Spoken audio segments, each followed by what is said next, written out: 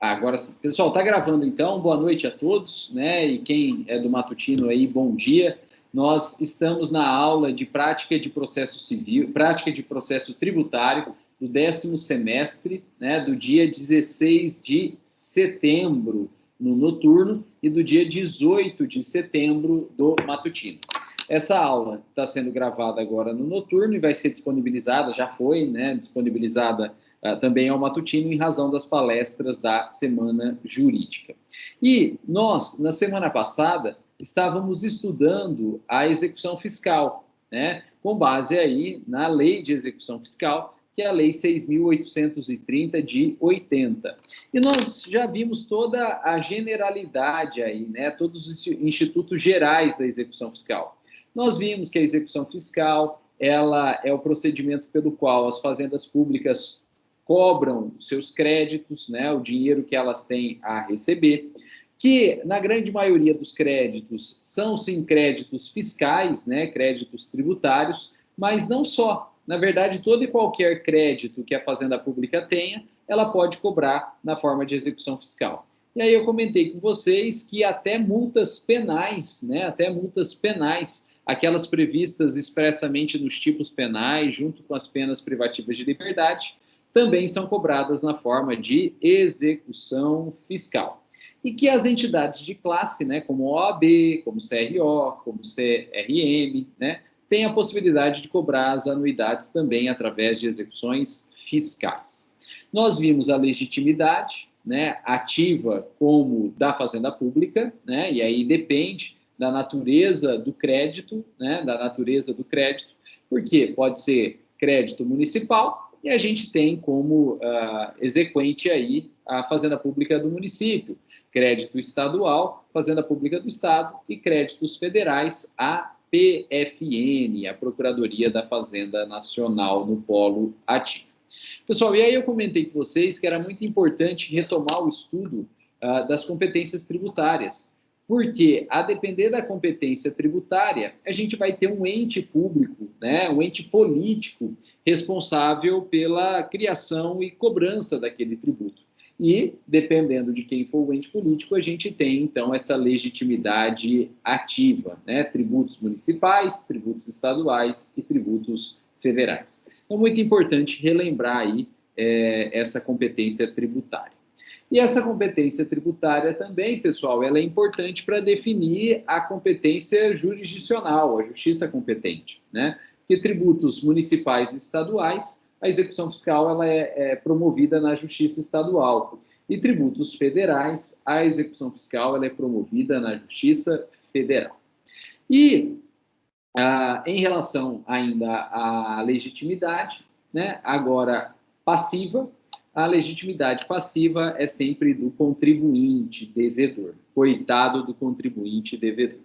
Depois nós vimos que o título executivo da execução fiscal é a famosa CDA, a certidão da dívida ativa, que ela é extraída com fé pública, presunção de legalidade, legitimidade, né, liquidez e exigibilidade a partir da dívida ativa do ente público, né? Como uma forma de facilitar. Em vez de juntar toda a dívida ativa, que é imensa, né, todos os devedores para o Estado aí, é algo imenso, é extraído uma certidão certificando a existência daquela dívida na lista chamada dívida ativa. E essa é a CDA. Nós vimos os requisitos da CDA, previstos todos no artigo 202 do CTN, e que a ausência desses requisitos aí gera nulidade da CDA. Isso é especialmente interessante ao contribuinte, porque se ele alegar e conseguir demonstrar a ausência de requisito e a nulidade da CDA, anula o título. E se anula o título, não tem como ter execução. E o processo de execução, então, ele pode vir a ser extinto. E aí eu fiz uma observação, né, de caráter prático, que a gente vai aprofundar agora, né, na prática, nós como advogados dos contribuintes, a gente deixa para alegar o vício de CDA em fase recursal. Né? Por quê? Porque, em primeiro grau, a Fazenda Pública sempre vai poder trocar a CDA. Então, se a gente alega vício e realmente tem vício, simples, a Fazenda Pública troca a CDA, corrigindo o vício. Quer dizer, não adiantou nada, né? A gente só queimou munição aí e a gente só alertou a Fazenda Pública para que ela sanasse o vício, né? E para o contribuinte executado não adiantou em nada. Então, a gente deixa para alegar em fase recursal, porque o vício da CDA é matéria de ordem pública e, portanto, não preclui. E em fase recursal, né, já em segundo grau, portanto, a Fazenda Pública não pode trocar a CDA. E aí o processo vai ser extinto mesmo, né, beneficiando o contribuinte executado. Bom, pessoal, essas são as generalidades aí da execução fiscal.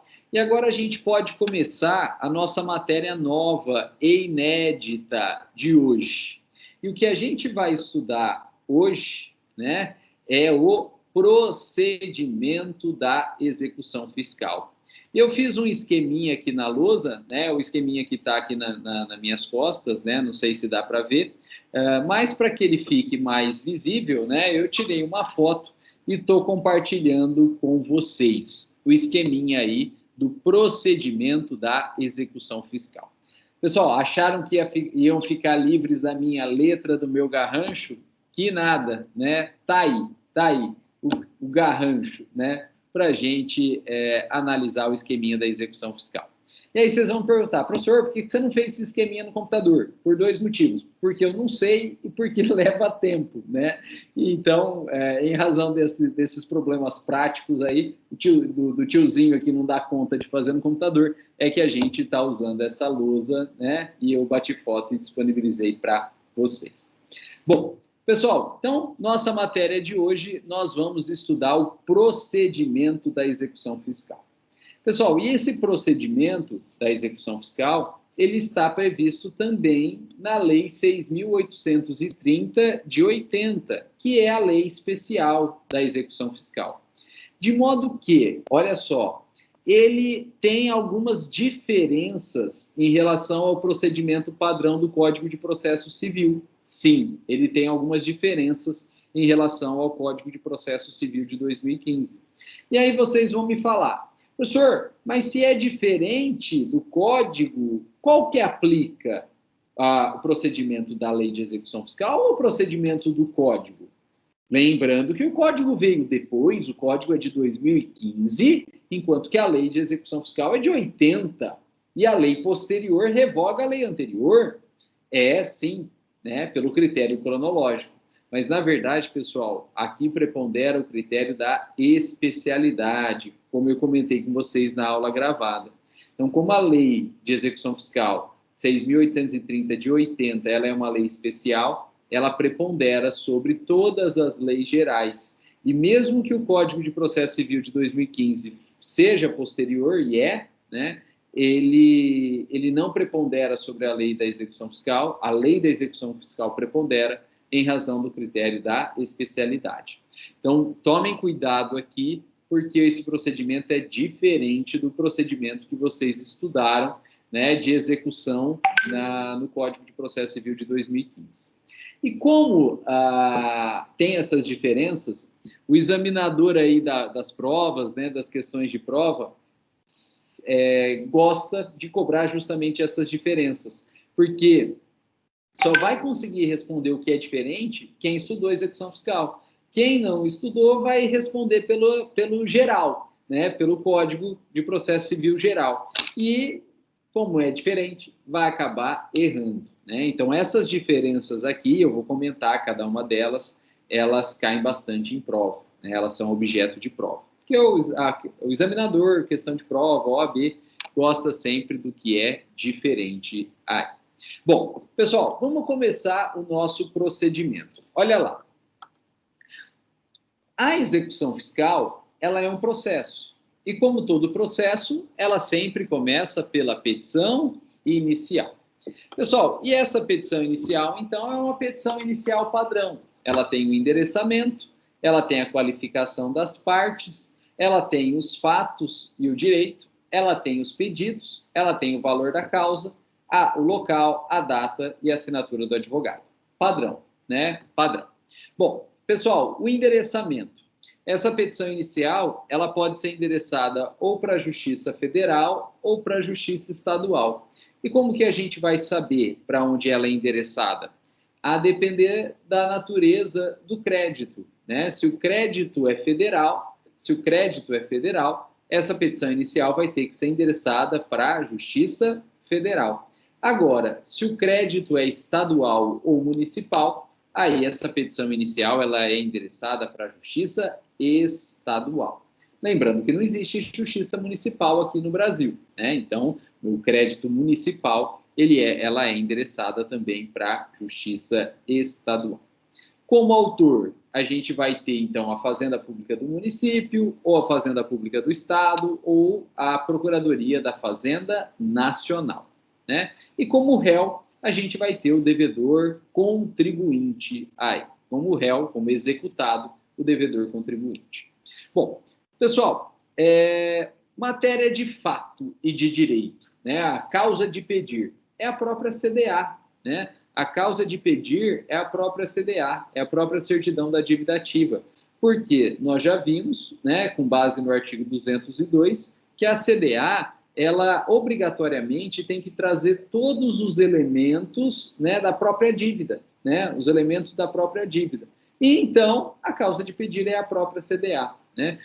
Quem já teve oportunidade aí, e mais para frente, eu posso mostrar para vocês uma petição inicial de execução fiscal, até uma página, né? Uma página só, porque a causa de pedir, né, os fatos e o direito é a própria CDA, né? Porque a CDA já traz todos os elementos da dívida. E o pedido? O pedido é a intimação do devedor executado para pagamento dessa dívida. Só que aqui tem um detalhe, Pessoal, o prazo para o devedor pagar a dívida na execução fiscal é de 5 dias, né? Então, o pedido é a citação do devedor para ele pagar a dívida no prazo de 5 dias. E por que eu estou frisando que na execução fiscal o prazo é de 5 dias? Porque no CPC o prazo é de 3. Tomem cuidado. No CPC o prazo é de 3. Aqui na execução fiscal, que é uma lei especial, uma lei própria, o prazo é de 5 dias. Isso cai bastante em prova. Então, quem não estudou execução fiscal pode ter em mente aquela ideia geral, aquele prazo geral do CPC de 2015, que são 3 dias. Aqui na execução fiscal, cita-se o devedor executado para pagar a dívida em 5 dias, né?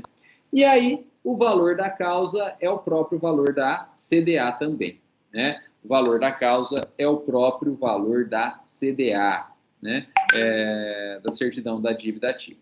E quem assina é o procurador do município, né? É o procurador do estado, é o procurador da Fazenda Nacional.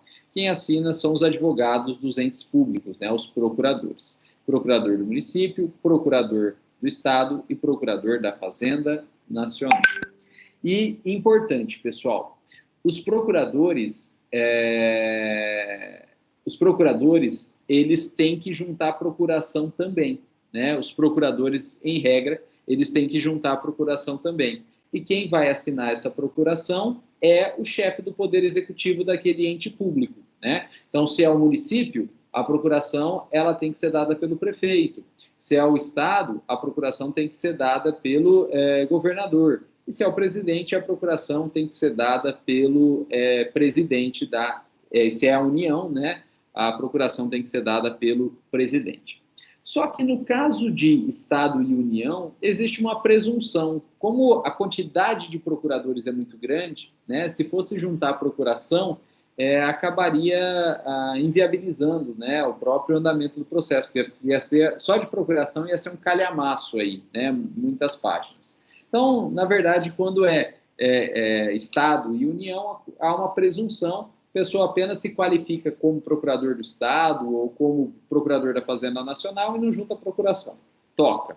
Agora, em âmbito municipal, costuma-se juntar a procuração. Então, os procuradores do município, eles costumam juntar a procuração, assinada pelo prefeito. E, normalmente, essa procuração é por escritura pública, né? Então, quando o prefeito toma posse, ele procura um cartório de notas, faz uma escritura pública de procuração para os procuradores do município e assinam, e aí os procuradores do município, quando eles vão atuar no processo, eles costumam sempre juntar essa procuração aí do prefeito, né?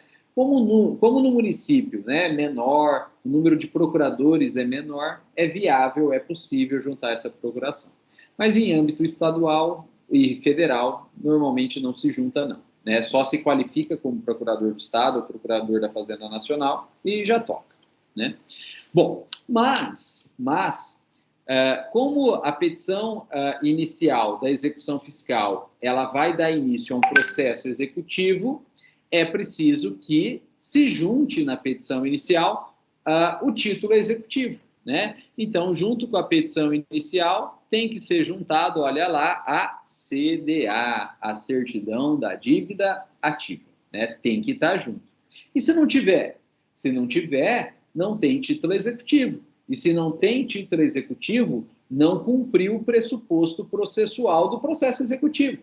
E por falta de pressuposto processual, o processo executivo ele tem que ser extinto, né? Então, se porventura cair uma questão aí, né, na prova da OAB, que, principalmente de segunda fase, que a execução fiscal ela foi movida sem sem a CDA, sem a certidão de dívida ativa, na verdade, não se cumpriu o pressuposto processual do processo executivo e ele vai ter que ser extinto. Agora, pessoal, na prática, né, os procuradores do município, do Estado, da Fazenda Nacional, os caras são calejados, né? Eles não vão fazer um erro crasso desse, né? Isso aí não existe na prática, é uma questãozinha de prova, uma questãozinha teórica. E tanto não existe que hoje os sistemas informatizados das procuradorias já estão expedindo a CDA na forma de petição inicial. Então, na verdade, nem tem CDA autônoma mais. A CDA já é a petição inicial e a petição inicial é a própria CDA, né? Então, na prática, em razão dos sistemas informatizados e a impressão da CDA na forma de petição inicial, muitas procuradorias aí estão distribuindo não a petição inicial, mas a própria CDA, que já tem forma de petição inicial, né? Então, esse erro, digamos assim, né, que eventualmente poderia ocorrer no passado, que era a distribuição de uma petição inicial de execução fiscal sem a CDA, isso aí não ocorre mais na prática, né? Que a própria CDA já é impressa na forma de petição inicial e, assim, a própria CDA já é distribuída como petição inicial. Bom, pessoal, distribuída a petição inicial com a CDA, esse processo ele vai, então, ser distribuído para uma determinada vara, né, dando origem, então, a um processo, e chegando aí esse processo, ele vai concluso para o juiz, e o juiz ele vai dar, então, o despacho inicial da execução fiscal. Então, ele vai dar o despacho inicial da execução fiscal. E o que o juiz faz nesse despacho inicial? Pessoal, no despacho inicial, o juiz vai verificar a regularidade da petição inicial, né? Se a petição inicial, então, ela tem todos os seus elementos. Se ela tem todos os seus elementos. E, né, esses elementos são os que a gente já comentou, estando eles previstos no artigo 319 do Código de Processo Civil. Se eventualmente tiver algo errado, né, ou tiver algo faltando, o juiz vai determinar que as procuradorias, então, emendem a petição inicial. Se tiver algo errado, o juiz determina a emenda da petição inicial. Agora, se o juiz verificar a petição inicial e ela estiver de acordo com o artigo 319 do Código de Processo Civil, portanto, previsto todos os seus elementos, o juiz vai, então, receber a petição inicial. E ele, recebendo a petição inicial, o que ele faz? Olha só, a primeira coisa é o juiz vai fixar honorários de sucumbência contra o executado e a favor das procuradorias.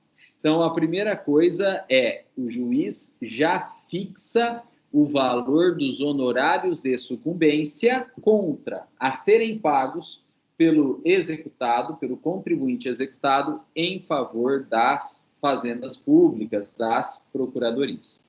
Pessoal, em regra, os juízes costumam fixar 10%. E esses 10%, eles são independentes do valor da causa. Qualquer que seja o valor da causa, que corresponde ao valor da CDA, normalmente é 10%. Então, não importa se é uma execução, por exemplo, de IPTU municipal aí, R$1.000, ou se é uma execução de ICMS estadual, né, contra uma grande empresa aí, 10 milhões, 100 milhões de reais. Normalmente, 10%. Seja 10% de 1.000, seja 10% aí de 100 milhões de reais, né? E o contribuinte executado, né, vindo a perder aí esse processo executivo, né, e a chance dele perder é muito grande, porque já se trata de processo executivo, não é processo de conhecimento, já é processo executivo, a chance dele perder é muito grande. Então, ele vai ter que pagar a dívida já com esse acréscimo de honorários advocatícios em favor da Fazenda Pública. Pessoal, e quando eu falo sobre isso, né, muita gente pergunta, professor, quem vai receber essa pancada aí de honorários? É o próprio procurador que assinou a petição inicial? Não, não é. Né? Esse valor de honorários aí, ele vai para um fundo da procuradoria e no final do ano ele é rateado entre todos os procuradores. Né? Então, as sucumbências geradas aí em execuções fiscais municipais vão para um fundo, né, dos procuradores municipais e no final do ano é rateado entre eles, né? Das estaduais vai para o fundo e depois é rateado pelo procurador do estado e também as federais vão para o fundo e depois é rateado, né? Então, não é para o procurador que assinou a petição, não é, né? É rateado aí. Até porque, pessoal, se fosse para o procurador, nenhum procurador ia querer fazer execução de IPTU, R$1.000, né?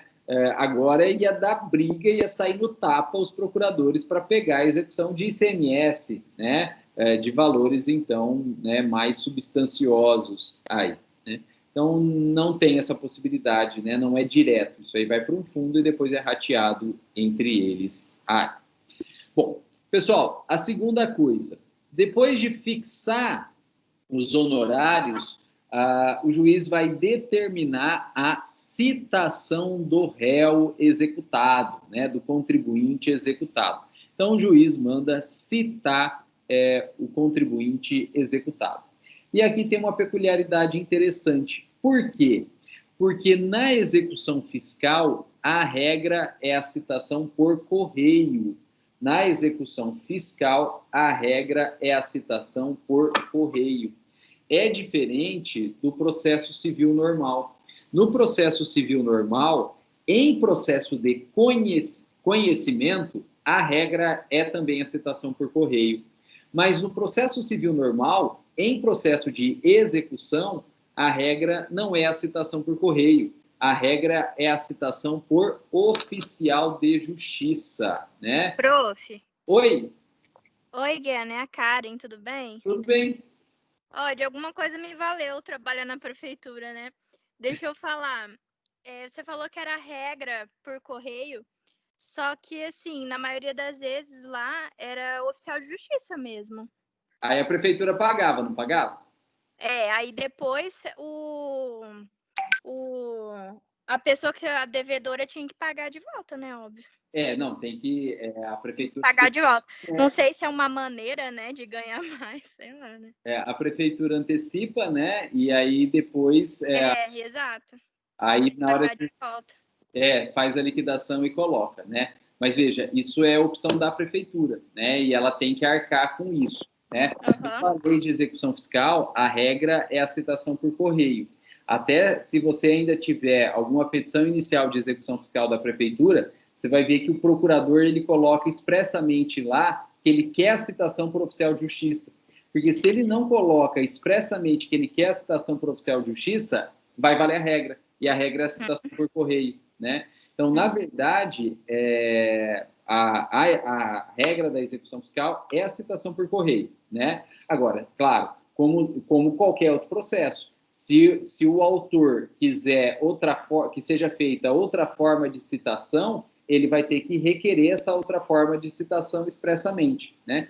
A prefeitura pode fazer isso? Pode, mas ela vai ter que antecipar a diligência, né? Mas desde que ela faça também de forma expressa, né? Então, dá uma olhadinha nas petições iniciais da prefeitura, você vai ver que lá embaixo, lá quando tem o pedido de citação, o procurador já coloca expressamente que naquele caso ele quer a citação por correio, ele quer a citação por oficial de justiça. Mas ele está usando a exceção, e como exceção ele tem que fazer requerimento expresso, né, nesse sentido aí. Né? Mas a regra na citação na execução fiscal é a citação por correio, né? Por quê? Porque é mais barato. R$15. Agora, quanto que tá agora? Uns 17, mais ou menos? 21 e pouco, salvo engano. Porque o oficial de justiça é entre média R$78 e R$80? Por diligência, né? Por diligência. Se ele tiver que voltar lá, é mais que 80 contos. Exato. Então, a lei de execução fiscal, ela fala que a regra é a citação por correio como uma forma de fazer com que o Estado economize, né? Porque a citação por correio é muito mais barata. Agora, é muito menos efetiva também, né? A citação por correio é muito menos efetiva. Por quê? Porque o correio não sabe que ele tem que entregar pessoalmente ao executado. E o correio, ele está, na verdade, para o correio, ele está entregando uma carta, né? Então, para o correio, é importante fazer chegar no endereço, não encontrar necessariamente a pessoa ser citada, né? A pessoa citanda. E se ele chegou no endereço, apareceu alguém ali, ele entrega, né? Não quer nem saber se é ou não a pessoa citada. Então, isso é ruim, porque na prática você não consegue fazer citação pessoal por correio, né? Você cita no endereço e não necessariamente a pessoa. E se a gente pensa aí em empresas, quem vai receber é quem está lá no portão, quem está lá na portaria, e não o sócio administrador que tem poderes para receber a citação.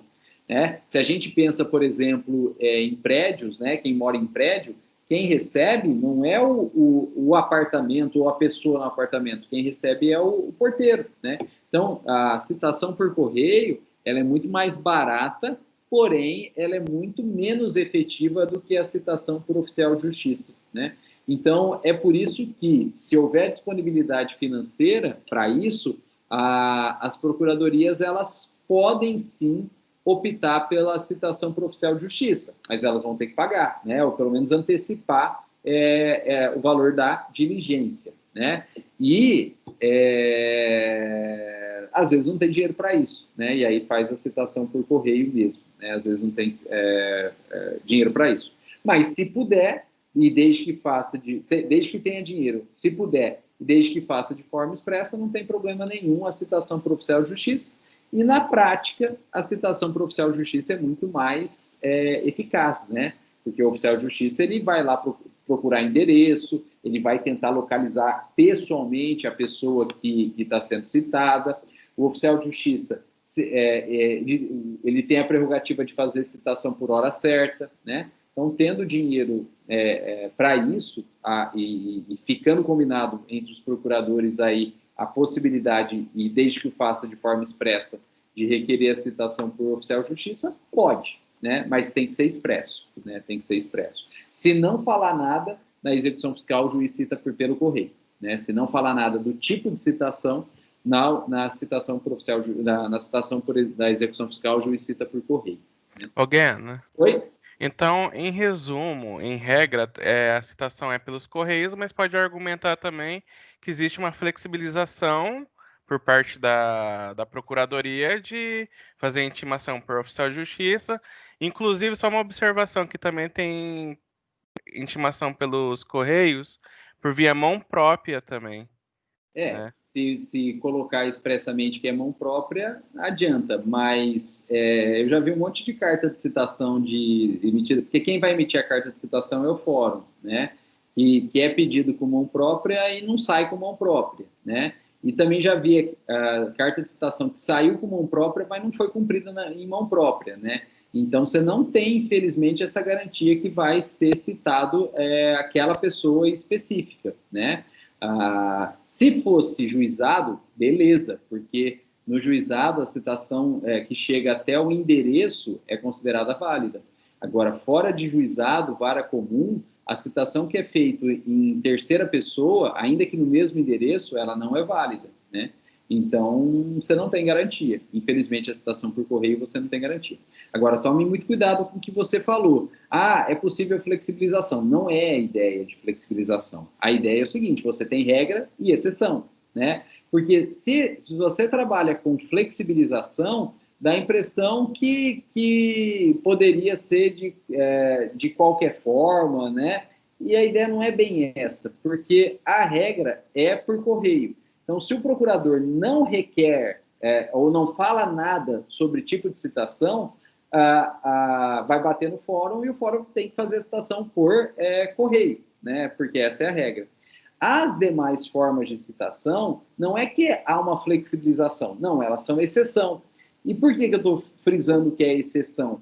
Porque a exceção ela só vai ocorrer se tiver previsão ou requerimento expresso nesse sentido, né?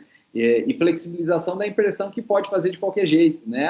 Agora faz isso, agora faz aquilo. Não, né? Para fazer a citação diversa da modalidade por correio, tem que ter requerimento expresso, né? Tem que ter requerimento expresso, né?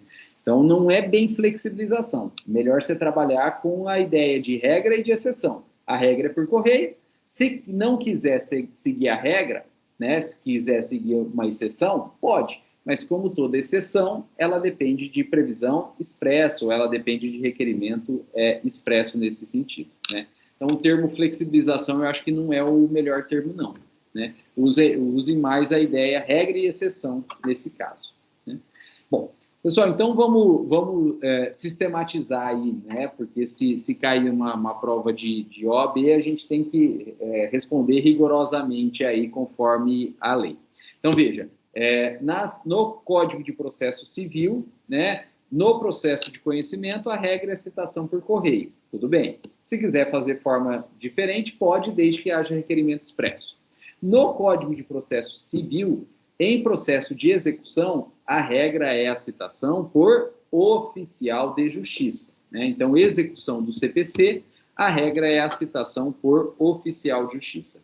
E execução fiscal, diferentemente do CPC, a regra é a citação por correio, né? Na execução fiscal, a regra é a citação por correio, para ficar mais barato para o Estado, Agora, claro, havendo dinheiro, excepcionalmente, é possível fazer citação em outra modalidade, inclusive oficial de justiça, mas desde que haja requerimento expresso nesse sentido, né? E aí o Estado vai ter que arcar com as diligências, né? Com as maiores custas processuais. Bom, pessoal, e feita a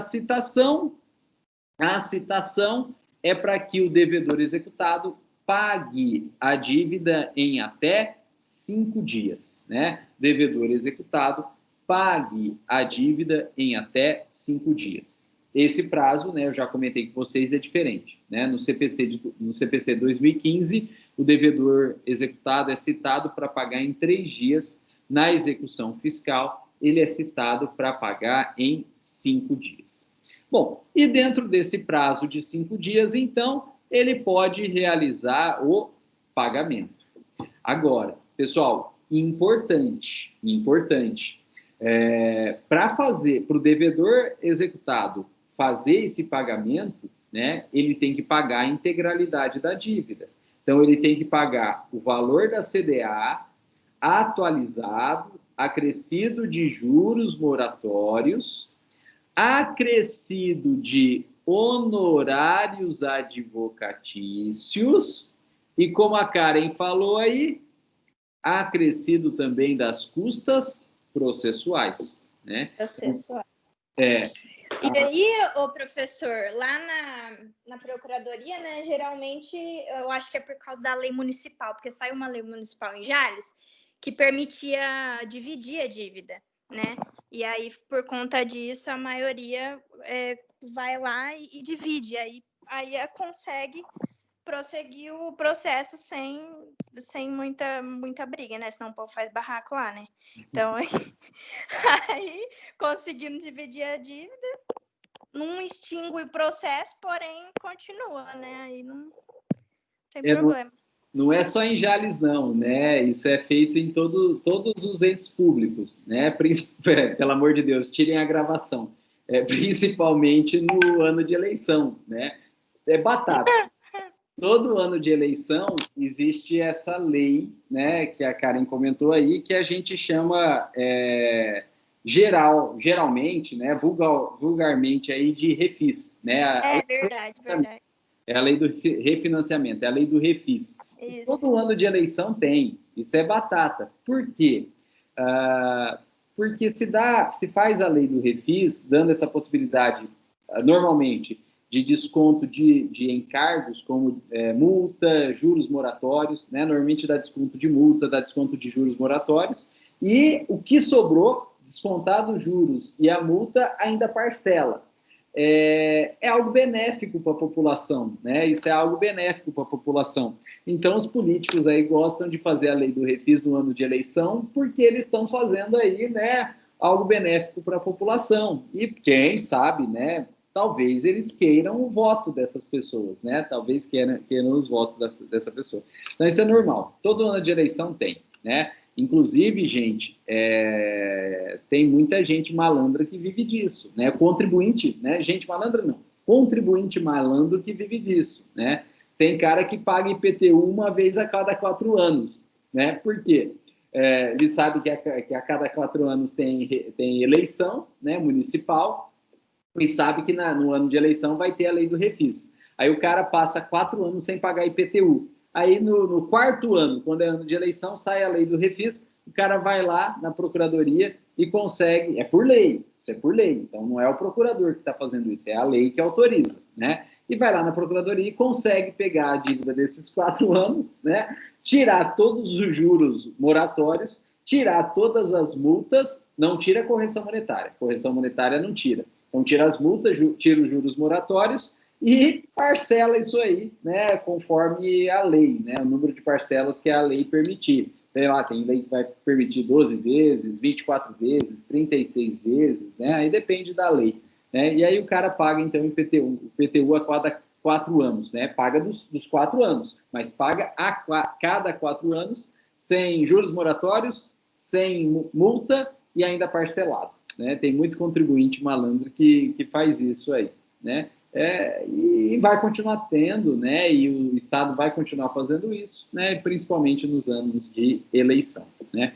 Então, sim, é possível, desde que haja uma lei, que é a lei do refis, ter essas vantagens de isenção de juros moratórios, de multa e de parcelamento. Mas depende de lei, né? Depende de lei. E quando vem a lei, ela normalmente já traz o período, né? Em que ela vai dar esses benefícios e ela já traz até a data limite em que se pode pleitear esses benefícios. Então tem que ficar muito atento aí, porque a lei do refis, quando ela vem, ela traz o período e ela traz até a data limite em que se pode requerer esses benefícios. Se passar essa data, você não pode requerer, o contribuinte não vai poder requerer mais esses benefícios aí, né? Mas, dentro da execução fiscal, né, sem considerar a lei de refis, né, porque a lei de refis ela vem, então, esporadicamente, né, ou, no caso, periodicamente, aí, o pagamento ele tem que ser integral, né? Então, o valor da CDA, com correção monetária, com juros moratórios, com multa, e também honorários advocatícios e custas processuais. Pessoal, o Luiz levantou a mão, fica à vontade, Luiz. Ô, professor, mas não há uma lei que proíbe o parcelamento em ano eleitoral? Não sei se tem. Não sei não, Luiz. Não sei. Normalmente o que a gente vê é refis em ano eleitoral, todo ano tem, né? E não só, não só em âmbito de Estado, né? Vocês estão no último ano aí, ano que vem aí, se Deus quiser, todo mundo com a carteira da OAB, vocês vão ver que a OAB tem isso também. Todo ano de eleição na OAB sai um refis aí. Então, quem está com a anuidade atrasada da OAB, no ano eleitoral vai poder parcelar. Não sei te dizer, Luiz, se tem uma lei proibindo aí. Se tiver algo recente, porque é costume ter refis em ano eleitoral, sim, né? E, na verdade, se tiver uma lei proibindo que seja refis em ano eleitoral, então não vai ser no 4º ano, vai ser no 3º. Né? Porque é uma forma, né, de agradar a população aí, né? E o político vive disso, né? Então, se for proibido no ano eleitoral, que é o 4º ano, vai ter no 3º. Se proibir no 3º, vai ter no 2º, né? Se proibir no 2º, vai ter no 1º.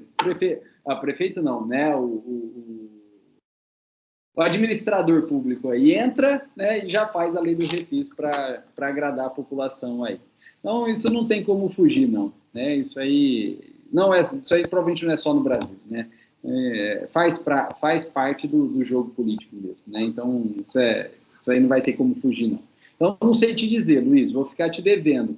Até se você, Luiz, ou se mais alguém aí puder pesquisar, né, e conseguir levantar essa informação para a gente, eu agradeço, né? Se não agora, numa próxima aula que a gente tiver ao vivo, que a nossa próxima aula já é prova, mas uma próxima aula que a gente tiver ao vivo, se puder trazer essa informação, eu agradeço também.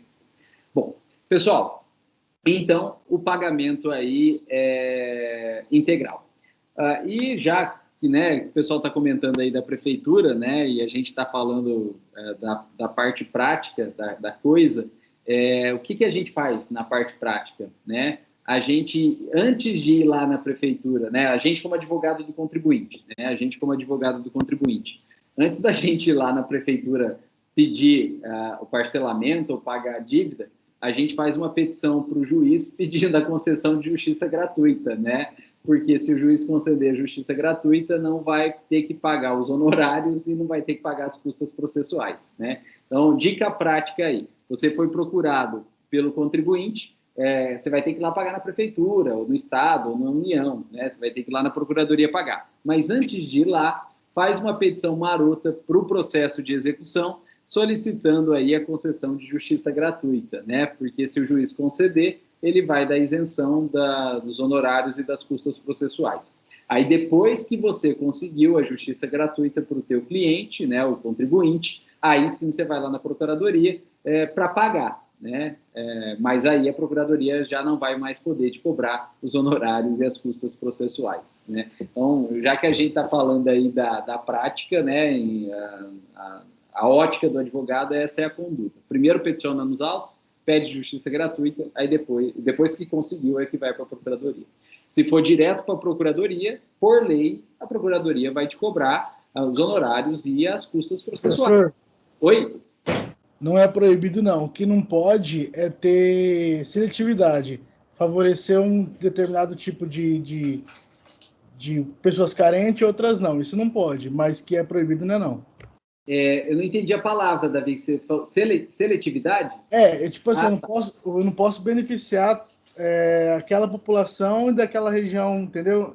Não, então tem que fazer igual para todos. Isso está no código aqui que eu estava lendo. Uma lei geral e abstrata para todo mundo, né? Então... Exato, isso mesmo. Mas que é proibido não é porque fala que não pode engessar. Se visa arrecadação, então não é o ano eleitoral que vai prejudicar isso, entendeu? A gente, assim, na prática você vê todo ano eleitoral tendo, né? Acredito que antigamente a malandragem não, né? Mas... Você não pode falar, mas a gente pode, é malandragem sim. Antigamente, assim, pode ser que... Eu nunca vi, para ser sincero, né? Uma lei de refis falando, olha, a gente vai beneficiar um bairro e não outro bairro. Isso aí eu nunca vi, né? Eu sempre vi lei de refis geral para todo mundo, né? Só que assim, gente, quem fica sabendo da lei do refis é quem tem dinheiro. Esse é o problema, essa é a sacanagem. Quem fica sabendo de lei de refis e sabe que pode ter parcelamento e sabe que a cada período de eleição vai ter um refis e não paga para esperando parcelamento, é quem tem dinheiro, né? Quem não tem dinheiro, quem está apertado lá, não tem nem acesso à informação. Então, na verdade, a lei do refis, ainda que seja geral e abstrata, e todas que eu vi é realmente geral e abstrata, ela não gera uma pessoa específica, um bairro específico, não, é sempre geral e abstrata, mas o pessoal que tem necessidade mesmo, né, que esse financiamento, esse parcelamento seria útil, o cara nem fica sabendo, né? Só quem tem dinheiro é que acaba ficando sabendo. Que pode consultar advogado, né? Enfim, esse é o grande problema, né? Não é que a lei faça seletividade, é que a lei é geral e abstrata, mas na prática, né, o acesso à informação é seletivo, né? É seletivo. Então, esse é o grande problema, né? Esse é o grande problema. Mas eu nunca vi nenhuma lei textualmente criando seletividade, né? Mas na prática ela cria, né? Infelizmente. Bom, pessoal, e aí se tiver pago tudo, né? Se tiver pago tudo, o juiz vai decretar a extinção do processo executivo. Pessoal, importante, olha só, a extinção do processo executivo, ela tem um dispositivo próprio, né? Ela tem um dispositivo próprio. A extinção do processo executivo, ele é sempre feito com base no artigo 924 do Código de Processo Civil, né? Então, tomem cuidado aí. A extinção de um processo de conhecimento é o 485 e 487, né? Então, processo de conhecimento extingue-se na forma do 485 e 487, mas o processo de execução não. O processo de execução, ele é extinto com base no artigo 924 do Código de Processo Civil. E se a extinção foi pelo pagamento da dívida, a extinção é feita pelo 924, inciso 2, né?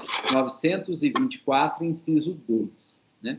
Bom, agora, e se não for paga a dívida no prazo de 5 dias? E se não for paga a dívida no prazo de 5 dias? Olha só, se não for paga a dívida no prazo de 5 dias, o juiz vai decretar a indisponibilidade dos bens do executado, né? Então, se não for pago em 5 dias, o juiz decreta a indisponibilidade de bens do executado. Pessoal, e essa decretação de indisponibilidade de bens do executado, ela é bem drástica. Por quê? Porque ela não vai selecionar, por enquanto, um bem específico para tornar indisponível. É indisponibilidade de bens, plural, de todos os bens, né? Então, trava tudo, bloqueia tudo, né? E aí, depois, então, que bloqueou tudo, para não correr o risco de ter dilapidação patrimonial e causar prejuízo ao Estado, o juiz, então, dá vista para a Procuradoria, e aí a Procuradoria vai requerer a penhora do bem específico, né? Então, disponibilidade de tudo, e aí a Fazenda Pública vai requerer a penhora de um bem específico. Bom, pessoal, olha só.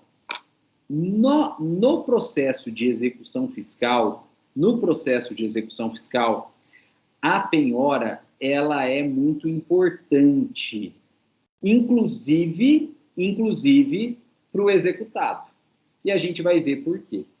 A penhora, ela é claramente importante para o exequente, porque a penhora, ela gera garantia daquele processo.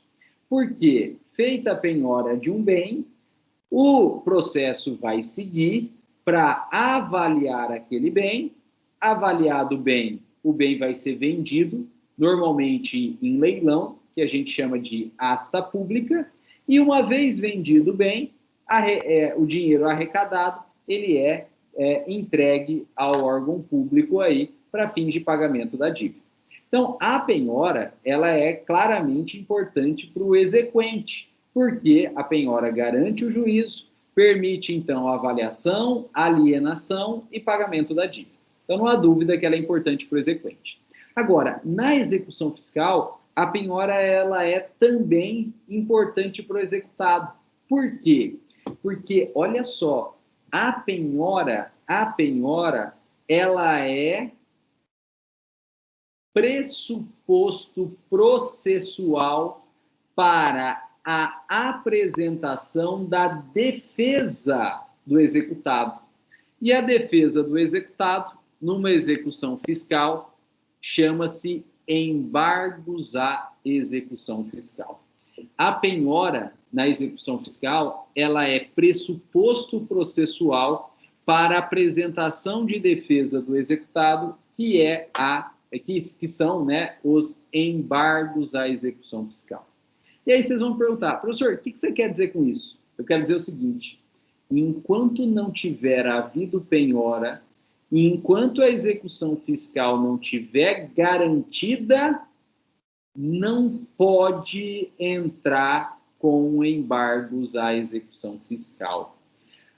A deixa processual, o pressuposto processual, o que tem que acontecer no processo para viabilizar a oposição de embargos à execução fiscal é a penhora. Enquanto não tiver penhorado bens, o executado não pode entrar com embargos à execução fiscal. E aí vocês vão perguntar, e se ele entrar? O processo de embargos à execução fiscal, ele vai ser extinto, sem julgamento de mérito, por falta de pressuposto processual, né? Então, enquanto não houver penhora, não cabe embargos à execução fiscal. E aí vocês vão me perguntar, por quê? Por quê? Para facilitar a vida do Estado, gente. Para facilitar a vida do Estado. Por quê? Porque o Estado, promovendo a execução fiscal, essa execução fiscal vai correr livre, leve e solta, sem defesa do executado. Sem defesa do executado. Enquanto não tiver havido penhora e enquanto não tiver sido garantido o juízo. Então, na prática, enquanto o processo não estiver realmente garantido, enquanto o Estado exequente não estiver realmente garantido, o contribuinte não tem defesa. O contribuinte executado não tem defesa, não tem o que ele pode fazer. E aí o processo vai correr livre, leve e solto, até que ele esteja garantido, e somente com a penhora, com a garantia do juiz, é que vai abrir a possibilidade do exequente fazer a sua defesa, que são os embargos à execução fiscal. Pessoal, isso é uma sistemática única da execução fiscal. Isso é uma sistemática única da execução fiscal. Se a gente pegar a execução do Código de Processo Civil, os embargos no processo civil, eles podem ser ajuizados, eles podem ser opostos, mesmo sem penhora. No processo civil, cabe embargos mesmo sem penhora. Na execução fiscal, não. Na execução fiscal, só cabe embargos se tiver havido penhora. Enquanto não haver penhora, não tem possibilidade de embargos. De modo que, pessoal, olha que interessante que é isso aqui. É muito comum, né? É muito comum o contribuinte executado ser citado da execução fiscal e não pagar no prazo de 5 dias. Mas sim oferecer um bem à penhora. Ele não paga, mas ele oferece um bem à penhora. E por que o contribuinte executado está louco, está dando um bem à penhora? Mais ou menos, né? Ele não está tão louco assim, não. Ele não paga, mas ele dá o bem à penhora porque ele precisa que haja a penhora para ele poder se defender opondo embargos à execução fiscal, né? Então, isso na prática é bom para o Estado, porque o contribuinte só se defende, ou para se defender, ele vai ter que garantir o juízo, né? Extremamente comum, né? Eu tenho um caso aí de uma execução fiscal, até terminou agora, contra uma empresa, que a gente ofereceu o caminhão da empresa em penhora, né, na execução fiscal para poder embargar, né? Eu tive outro caso aí, e aí foi do Estado, né? Foi uma execução fiscal do Estado, contra um prédio de um condomínio, né? Um condomínio edilício, um prédio de apartamentos. Ofereceu a penhora o elevador. Se o Estado ia conseguir tirar de lá o elevador ou não, são outros 500. Claro que não, né? Mas ofereceu a penhora um elevador. E por que ofereceu a penhora? Porque enquanto não tiver havido a penhora, não cabe a oposição de embargos à execução fiscal. Então, marquem aí, pessoal. A penhora, ela é pressuposto processual de admissibilidade, né, dos embargos à execução fiscal. Só cabe embargos à execução fiscal se tiver havido penhora. E como a penhora é pressuposto processual dos embargos à execução fiscal, olha só, o prazo para a oposição dos embargos à execução fiscal, eles contam a partir da intimação da penhora, né? O prazo para embargar não é contado da citação, não, porque na citação você ainda não tem penhora. O prazo para embargar ele é contado da intimação da penhora. E esse prazo é de 30 dias. Marquem aí. Na execução fiscal, o prazo para embargar é contado a partir da intimação da penhora e é de 30 dias. De 30 dias. O contribuinte executado, ele tem 30 dias a partir da intimação da penhora para opor embargos à execução fiscal. Pessoal, e esses embargos à execução fiscal, eles têm natureza de processo, eles têm natureza de ação. Então, eles geram um processo autônomo, né? Eles geram um processo autônomo. De modo que vai tramitar um processo de execução fiscal e com a penhora no processo de execução fiscal e no prazo de 30 dias a partir da intimação da penhora, é possível opor embargos e opondo embargos, os embargos têm natureza de ação, têm natureza de processo autônomo. E aí vão tramitar dois processos simultaneamente, ou usando o termo técnico, né, em dependência um do outro. Né, o processo de execução e o processo de embargos. São processos autônomos, distribuídos por dependência, né, apensos entre si, e que passam, então, a tramitar simultaneamente. Bom, daqui a pouco a gente volta nos embargos à execução fiscal.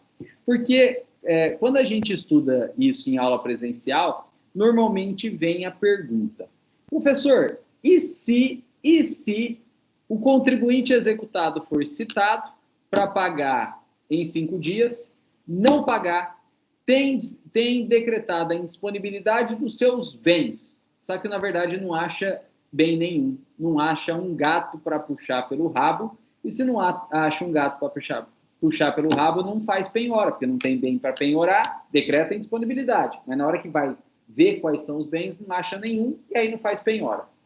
Não tem penhora. Vai poder embargar? Não. Não vai poder embargar. E aí? O que o contribuinte executado vai poder fazer nesse caso? O que ele vai poder fazer para se defender nesse caso? Se não tem penhora, não cabe embargos. E, portanto, não tem defesa. O que ele vai poder fazer nesse caso? Olha só. Pessoal, pela lei de execução fiscal, ele não pode fazer nada. A lei de execução fiscal não traz previsão nenhuma, porque a lei de execução fiscal fala que a defesa, que são os embargos, pressupõe penhora. E enquanto não tem penhora, não pode ter embargos, não pode ter defesa. Porém, a jurisprudência percebeu que isso era uma situação muito ruim, né? Porque se não tem bens, ou a pessoa que não tem bens fica sem defesa. Isso pode até violar o princípio da ampla defesa, do contraditório. E por isso, então, a doutrina e a jurisprudência criaram uma nova forma de defesa dentro da execução fiscal, que ficou conhecida como exceção ou objeção de pré-executividade, né? Exceção ou objeção de pré-executividade. E aqui a gente, então, tem que olhar com uma forma um pouco mais cautelosa. Por quê? Primeiro, isso não é previsto em lei. Isso não é previsto em lei. Isso é uma construção doutrinária e jurisprudencial em homenagem ao princípio da ampla defesa e ao contraditório, né? Então, isso não tem previsão legal. Isso não tem previsão legal. É uma construção doutrinária e jurisprudencial em homenagem ao princípio da ampla defesa e do contraditório. Segunda coisa, olha só, essa construção doutrinária e jurisprudencial, ela só passou a existir em razão da lei de execução fiscal exigir prévia penhora para poder opor embargos. Então, na verdade, essa medida, que é a exceção de pré-executividade ou objeção de pré-executividade, ela só pode ser usada quando não houver penhora. Quando não houver penhora, justamente para suprir a impossibilidade de opor embargos, né? Então, a gente usa exceção ou objeção de pré-executividade enquanto não tiver havido penhora. Enquanto não tiver havido penhora. Pessoal, e essa é a regrinha da OAB. Essa é a deixa, digamos assim. Essa é a deixa da OAB, né? Se cair um problema na OAB sobre execução fiscal, e claro, na OAB você vai estar como advogado do contribuinte, é batata, você está sempre como advogado do contribuinte na OAB. Se cair um problema sobre execução fiscal, como você vai saber que peça é cabível em nome do contribuinte? Você vai verificar se a questão da OAB falou sobre penhora. Se ela falou que houve penhora, a peça cabível é embargos à execução fiscal.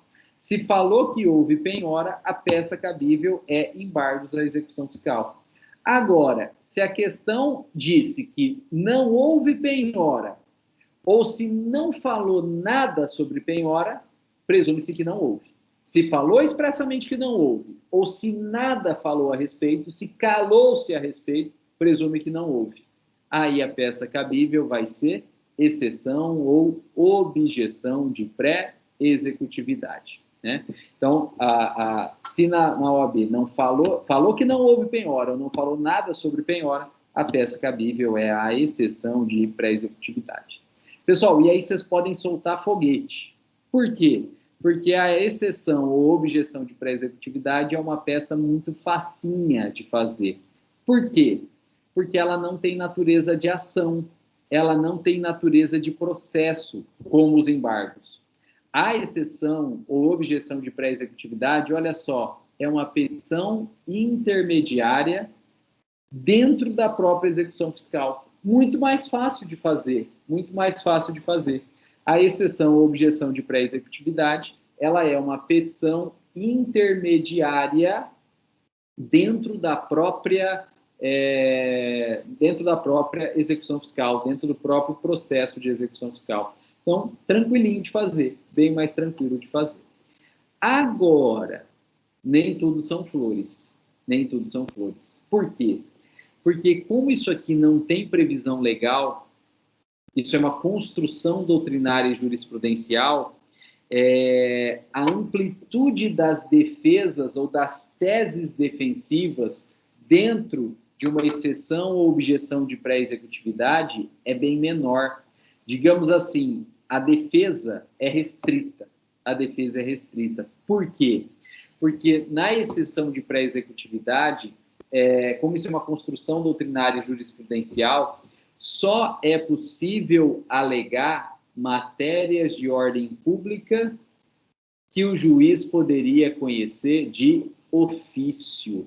A exceção de pré-executividade, ela só admite alegações de matéria de ordem pública que o juiz pode conhecer de ofício. E com isso, né, a gama de teses defensivas é bem menor. O que a gente pode alegar, então, na prática, dentro de uma exceção de pré-executividade? Primeira coisa,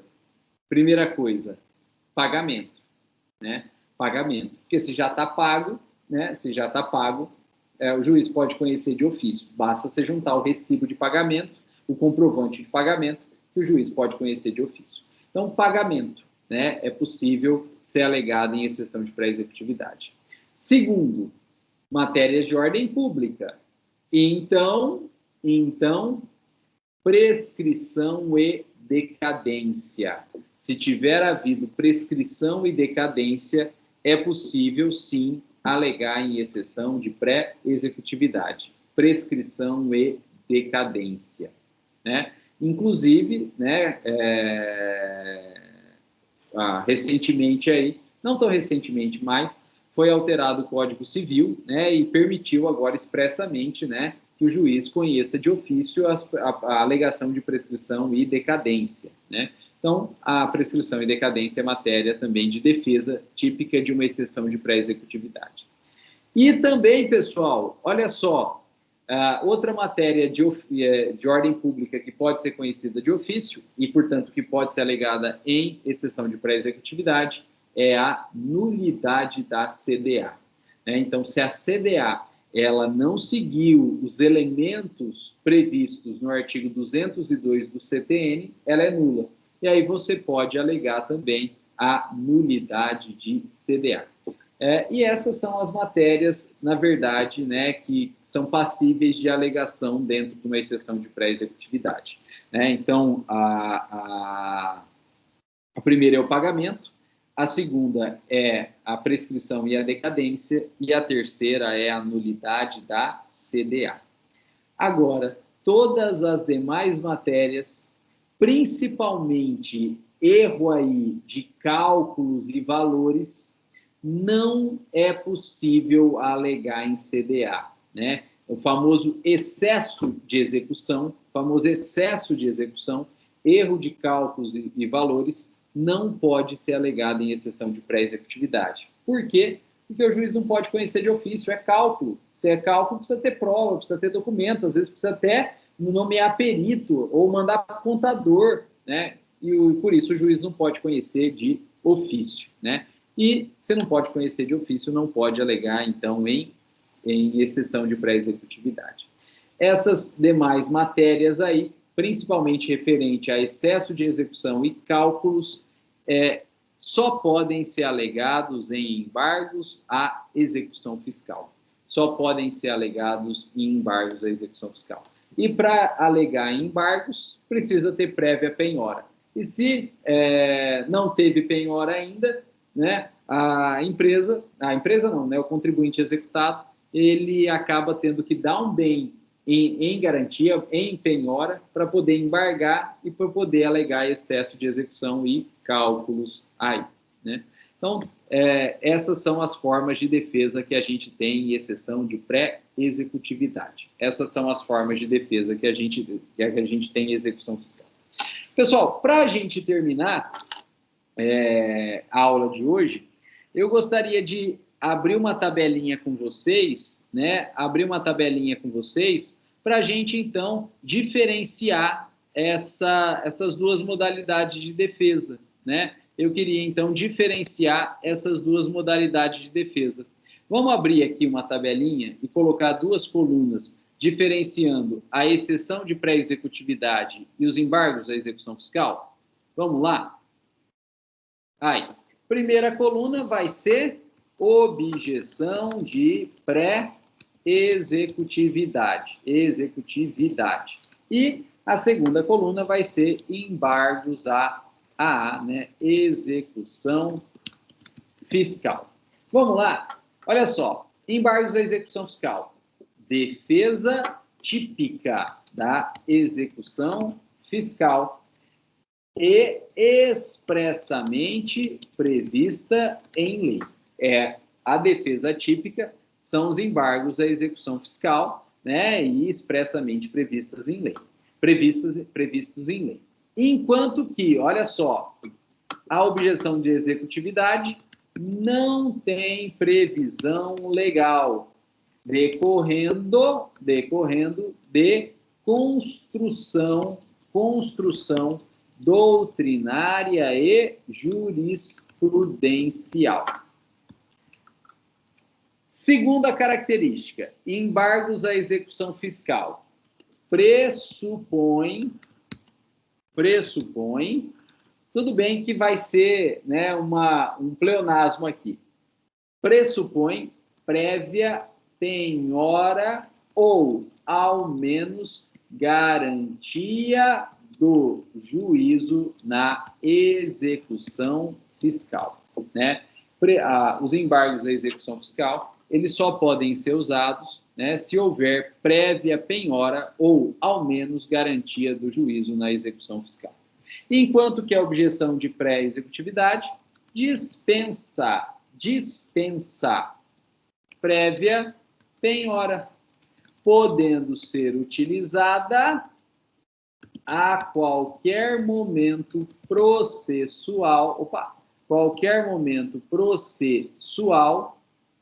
e mesmo que não haja penhora, né? Então, é bem mais tranquilo a objeção de pré-executividade aí. Bom, voltando aqui para os embargos.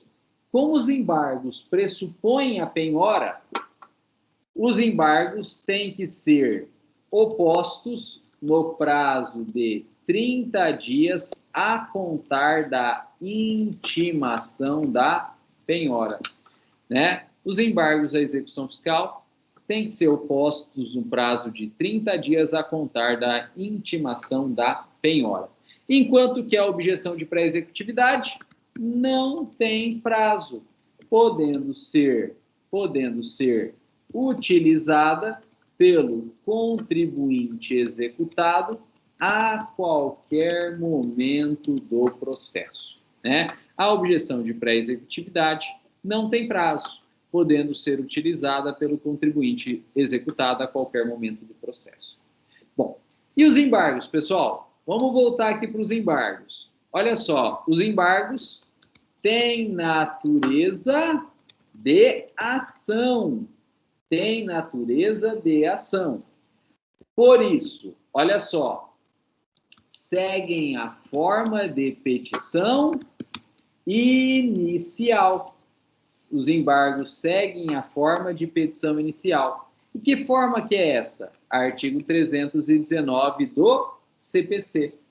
Além disso, são distribuídos, como toda e qualquer petição inicial. Só que aqui, olha só, são distribuídos por dependência ao processo executivo, né?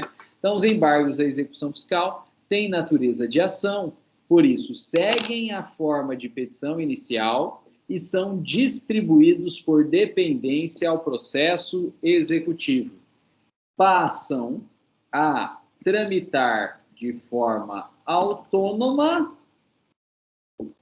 porém, em dependência, né? Em dependência.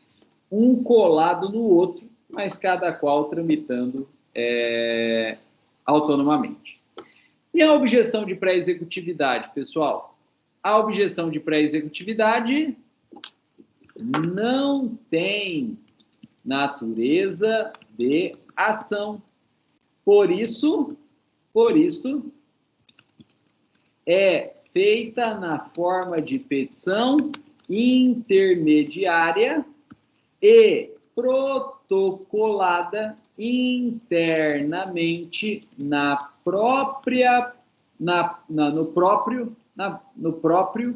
no próprio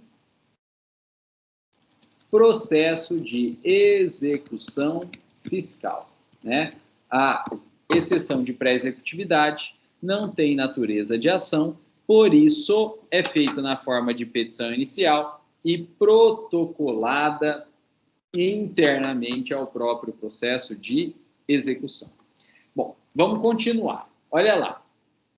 Os embargos à execução fiscal, como eles têm natureza de ação, de petição inicial, as defesas nos embargos são livres, podendo o executado embargante alegar qualquer tese defensiva.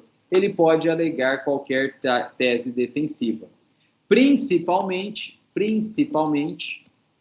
essa é a principal tese dos embargos, excesso de execução,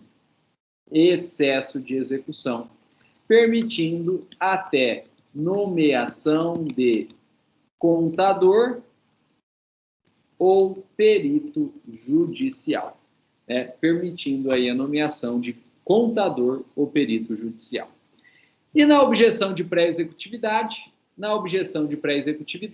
olha só, as defesas são restritas às matérias de ordem pública e que podem ser conhecidas de ofício pelo juiz. Quais são elas? Pagamento, prescrição e decadência e, por fim, a nulidade da CDA, que não trouxe os requisitos / elementos do artigo 222 do CTN. Opa, o que eu fiz aqui? Do CTN. Pessoal, e essas são as principais diferenças entre as duas teses, Professor, essas defensivas. Oi? ali está a nulidade da CDC, é CDA, né? CDA, nulidade da CDA. Obrigado. Né? Então, nulidade da CDA. Pessoal, e essas são as duas principais características aí dessas duas peças defensivas, né? Gente, na prática, a gente faz o seguinte, se der para alegar uma dessas matérias de ordem pública, a gente não vai embargar. A gente como advogado do contribuinte, na prática, né? A gente como advogado do contribuinte, se der para alegar uma dessas matérias aqui de ordem pública, a gente não vai embargar. A gente faz uma exceção de pré-executividade, uma objeção de pré-executividade. Por quê? É muito mais simples, não tem natureza de ação, é feita como petição intermediária e, sendo matéria de ordem pública, já resolve ali na hora mesmo, né? A gente só vai pensar em fazer embargos se não der para alegar uma dessas matérias de ordem pública, principalmente se a única tese defensiva for excesso de execução, porque aí precisa fazer cálculo. Aí não tem jeito. Se a única tese defensiva for excesso de execução, aí vai ter que embargar. Aí o que a gente faz como advogado do contribuinte? A gente oferece um bem à penhora, normalmente um bem, né, que a contribuinte aí não precisa tanto, né, e aí embarga, né? Só que o embargo, ele tem forma de petição inicial, ele vai gerar um novo processo, né? E como novo processo, tem toda a tramitação processual, né? Vou até colocar aqui, ó, os embargos, ó, como ele tem natureza de processo, eles tramitam sob o procedimento comum. Olha que trampo, né? Os embargos aí, eles tramitam sobre o procedimento comum. Então, demora para resolver, tem um monte de ato processual para praticar, às vezes vai ter audiência, né? Então, é algo mais complicado, né? Então, a gente, como advogado do contribuinte, evita embargo. Se puder alegar uma das matérias de ordem pública, vai para a exceção de pré-executividade. Você só vai pensar em embargo se você não puder alegar a matéria de ordem pública e tiver, então, que ir para a exceção os embargos mesmo. Aí você oferece o bem à penhora e depois faz os embargos. Bom, pessoal, e para a gente terminar, olha só, seja a exceção de pré-executividade, seja embargos, vou mesclar as células aqui. Seja exceção de pré-executividade, seja embargos, em regra, nenhum dos dois. Não possuem efeito suspensivo, né? Em regra, né, não possuem efeito suspensivo. Então, nem a exceção de pré-executividade e nem os embargos vão ter efeito suspensivo, né? Na prática, quando a gente vai fazer a peça processual, ou dos embargos, ou da exceção de pré-executividade, a gente, como advogado do contribuinte, na exceção, nos embargos, a gente pede que eles sejam recebidos com efeito suspensivo para suspender a execução fiscal, né? Mas, em regra, eles não têm efeitos suspensivos, eles não suspendem a execução fiscal. Contudo, pessoal, veja só, na exceção de pré-executividade, é difícil conseguir efeito suspensivo. Por quê? Porque você só está indo aí meio para a exceção de pré-executividade porque não houve penhora, né? Então é difícil o juiz dar efeito suspensivo porque nem penhora houve.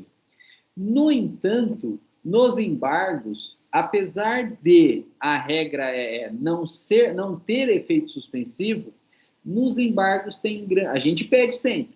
E nos embargos a gente tem grande chance de conseguir os efeitos suspensivos. Por quê? Porque você só vai poder embargar se tiver tido penhora, se o juízo tiver garantido. Então tá tranquilo, tem bens garantindo o juízo aí, né? Tem bens garantindo o exequente, que é o Estado. E aí os juízes costumam sim dar efeito suspensivo nos embargos à execução fiscal. Não porque embargo tem efeito suspensivo. Não, ele não tem. Em regra, ele não tem. Mas como para poder propô-lo, opô-lo, tem que ter prévia penhora ou prévia garantia do juízo, como o juízo já está garantido, os juízes costumam sim dar efeito suspensivo nos embargos, né? E, em razão disso, a galera acha que os embargos da execução fiscal têm efeito suspensivo. E não tem, em regra não tem. É que costuma ser dado a ele efeito suspensivo por conta da prévia garantia do juízo. Bom, pessoal, e a gente então para por aqui, né?